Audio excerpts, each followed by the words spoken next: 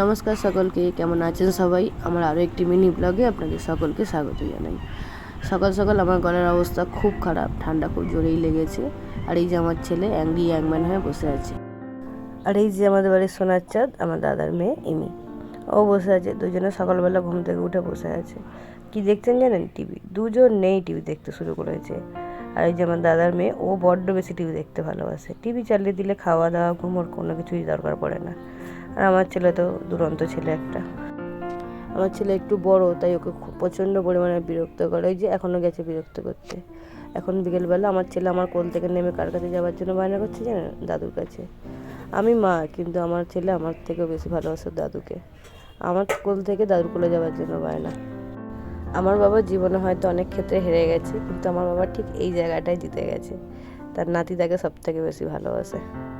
এই ভালোবাসার জন্য কিন্তু অনেক অপমান, অনেক কথা শুনতে হয়েছে। আচ্ছা, এই বিস্কুটটা কে কে খেয়েছেন একটু জানাবেন, এর নামটা লিখবেন। দারুণ খেতে কিন্তু এই বিস্কুটটা। আর এই দেখুন আমার ছেলের কর্মকাণ্ড। দাদুর পকেট থেকে পয়সা বার করছে, সেটা কোথায় দিচ্ছেন জানেন? আমার হাতে। এই যে আমি নিয়ে নিলে আবার কিন্তু চেপে আমার থেকে নিয়েও নিচ্ছে। নেওয়া যাবে না, দিচ্ছি তুমি একটু ধরো, আবার আমার হাতে দিয়ে দেয়। দেখুন আমি চেপে ধরে আছি বলে রাখ। এই যে কালকে যে কাঁঠালটা কেটেছিলাম, মা সেটা আজকে কিছুটা ছাড়িয়েছিল।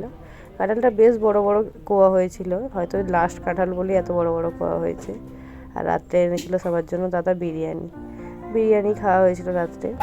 আমি অনেক জায়গার বিরিয়ানি খেয়েছি, কিন্তু কেন জানি না আমাদের গ্রামের শিবতলার সাইনের বিরিয়ানি সব থেকে বেশি ভালো লাগে। খুব ভালো বানায়। আমি অনেক জায়গার বিরিয়ানি খেয়েছি, কিন্তু এই বিরিয়ানিটা আমার কাছে সব থেকে সুন্দর লাগে।